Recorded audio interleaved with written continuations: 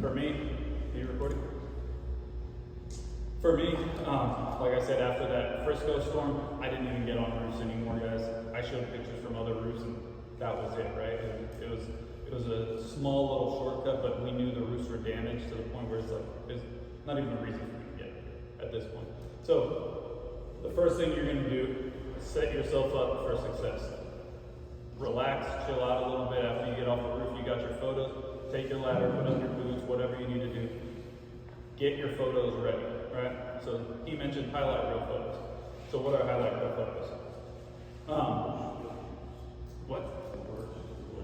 The worst of the worst, right? So, example, right? You guys have seen big hail, and I'll show you guys a couple of roofs that had really big hail damage. It's obvious, you can see it. It's just bang, photo from up here, you can see all, right? Roofs aren't always going to be like that. So the roofs where it's a little bit tougher to see the damage, and maybe it's been 6 to 8 months, and after rain and weather has hit it, you can't really see the hail hits as much. Because don't get it twisted, even the big hail damage where you see a roof getting hit and you can see it from way up here, after time, those kind of go away. Because the black mark, the black tar that's showing from under the granules, it just kind of starts to gray out and blend in with the roof. So sometimes you won't be able to, see it as clearly as when it just happened, right? But seeing that hail, guys, to the untrained eye, to a homeowner, a regular homeowner, they're not going to know that that's a big deal. They're going to see it, but they're not going to think that's a big deal. It's up to you to explain why that's a big deal, which is also in the training manual.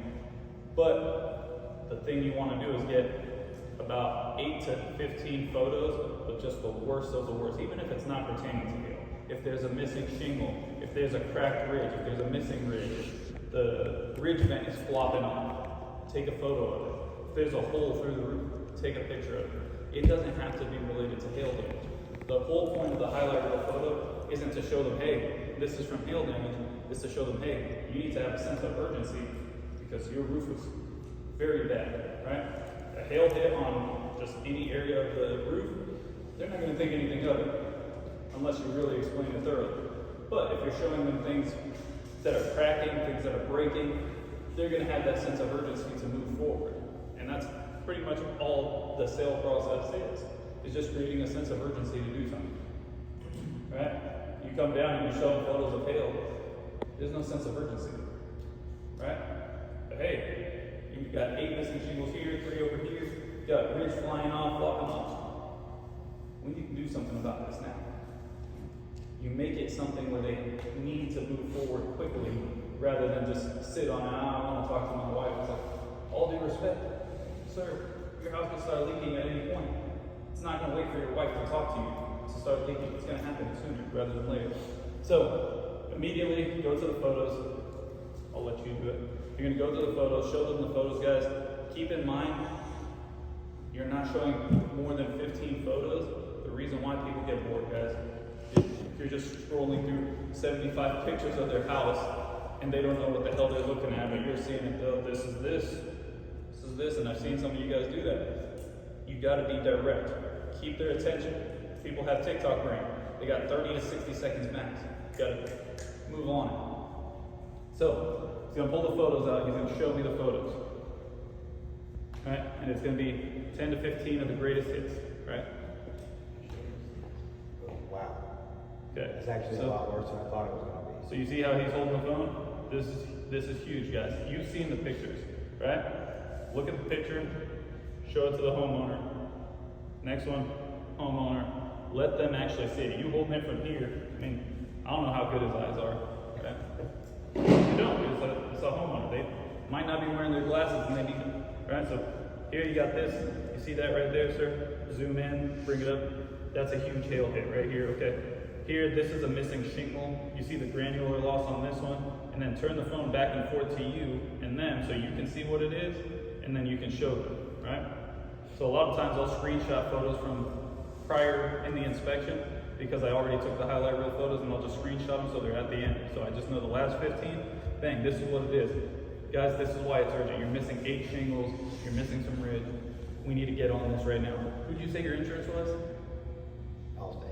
Allstate will break. You can call them right now. Do you have the app actually? I do. Okay, perfect. Let's go ahead and talk to them holding your phone. Yeah. You go ahead and jump in there. Okay. Alright? So you assume the sale, guys. You don't be timid about it. You're asking for their business because you've provided a service and you're telling them what's going on with their roof. You're the professional. You need to take that into consideration, right? If you go in timid, why would they believe you? Like you're on trial for a murder. Your lawyer goes, man, I think we should maybe do this, but if we do this, we have a good chance of, like, do you want to go with that guy? No, you want to go with the guy who's like, no, this is how we're going to do it. This is what it is. I've done this before. It worked. This is how we're going to approach it. Bang. Somebody professional who knows what the hell they're doing. If you're timid, you're not going to get that result. You're not going to get that claim filed. So you want to be confident in what you do. And guys, confidence isn't necessarily about knowledge. Nino is huge on this. Like Nino was selling cars at 10 different brands.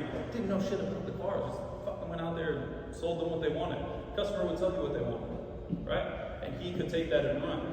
For most people, that's not the case, but you don't need to have that knowledge. You need to have some, and you'll be able to outsmart 95% of your customers, right? Because they don't know roofing. There's that 5% that, yeah, they do. Maybe they were a roofer before. Maybe they understand construction, whatever the case is. They understand it better than most. Those are the people where you need to have more of a knowledge base. But for the majority of people, guys, it's straightforward. If you know a little bit more than they do, you're going to be able to push forward the claim, right? So you jump right in, get them to file on the app. You don't tell them you're going to do it, you just do it. Because if you ask them or tell them, they'll hesitate, right? Everybody wants to hesitate, but most of them, they won't back off. If you're telling them to do it or you're already on the phone, they won't back off. Why? Because you're pushing forward and they don't want to be confrontational. Sometimes you might get them to, I want to cancel the claim. You can talk them off that ledge, especially if you're presenting properly, right?